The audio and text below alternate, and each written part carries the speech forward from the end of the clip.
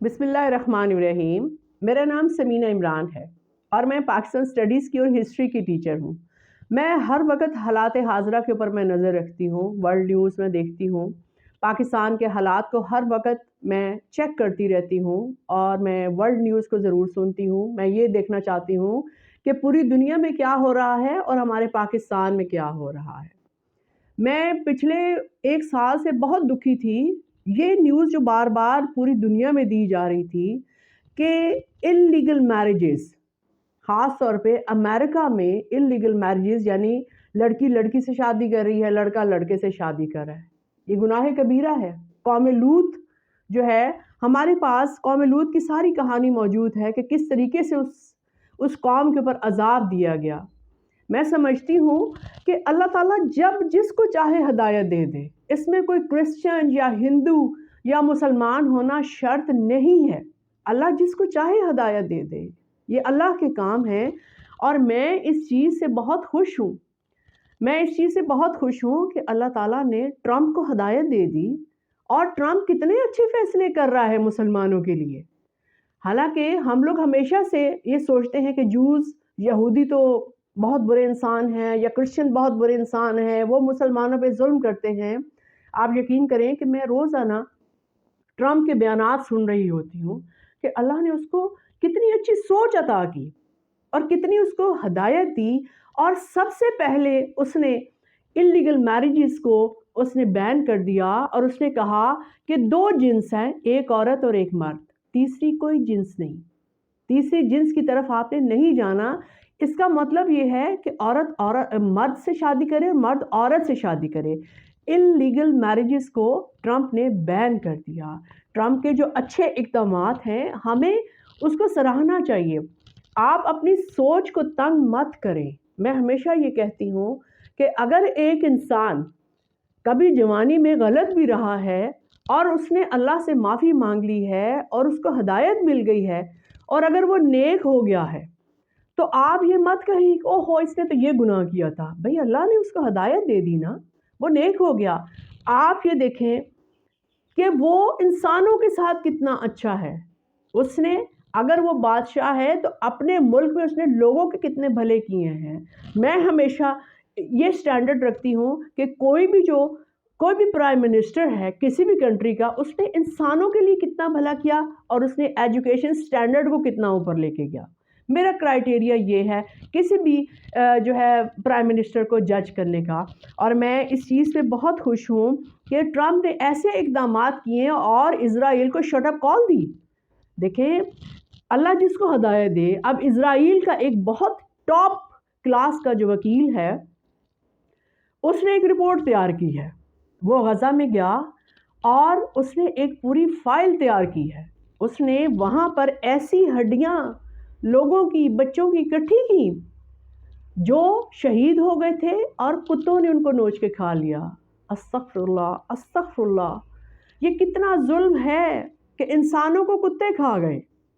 उसने वो हड्डियाँ इकट्ठी की और इसके अलावा वो लोग जो जल के जो शहीद हो गए गज़ा में, उनकी हड्डियाँ इकट्ठी की और ये तमाम सबूत उसने इकट्ठे करके और उसने इनकी एक फ़ाइल बनाई।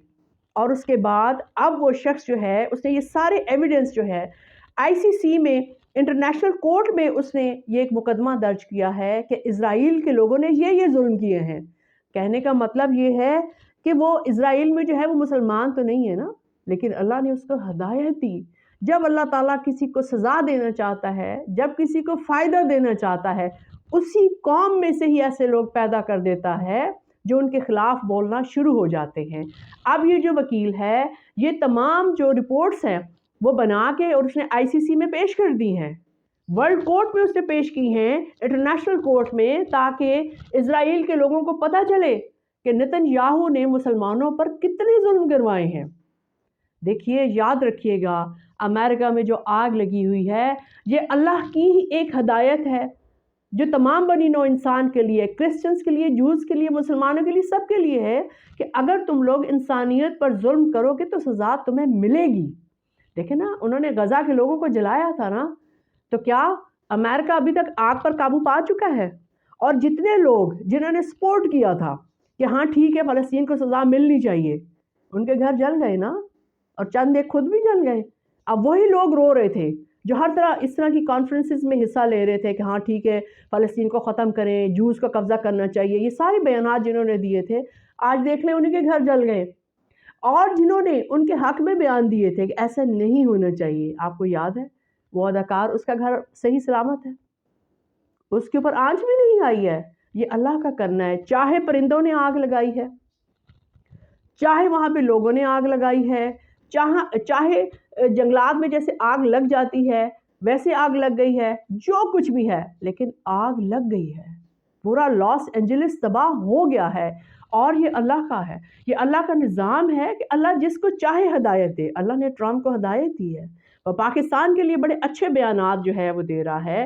اس کے علاوہ میری پچھلی ویڈیو جس میں نے ڈنکی کے ذریعے جو لوگ باہر جاتے ہیں، اور میں نے یہ ریکویسٹ کی تھی کہ آپ اپنے بچوں میں یہ اویئرنیس دیں، میں نے اپنے بچوں کو یہ اویئرنیس دی، اپنے اسٹوڈنٹس کو بھی میں نے یہ بات بتائی ہے، اپنے ملک سے پیار کرو اور غیر قانونی طریقے سے پیسہ کمانے کے لیے باہر مت جاؤ، یہ موت ہے۔ دیکھیں نا آج کی آپ نیوز سنیں تو آپ کو پتہ چلے گا کہ امریکن آرمی جو ہے وہ اپنے ہوائی جہاز کے اڈوں پہ کھڑی ہوئی ہے، اور جتنے بھی زیادہ تر انڈینز اور اس کے علاوہ پاکستانی بھی اور دوسرے ملکوں کے وہ لوگ جو غیر قانونی طریقے سے آئے ہیں ان کو سامان بھی نہیں اٹھانے دیا گیا، انہوں نے اپنی چند چیزیں اٹھائی ہیں اور اپنا پاسپورٹ اور جو کچھ بھی ہے ان سب کو انہوں نے جہاز میں بٹھایا ہے، اور آدھے گھنٹے کے اندر ان کو حکم دیا کہ آپ ہمارے ملک سے نکل جائیں۔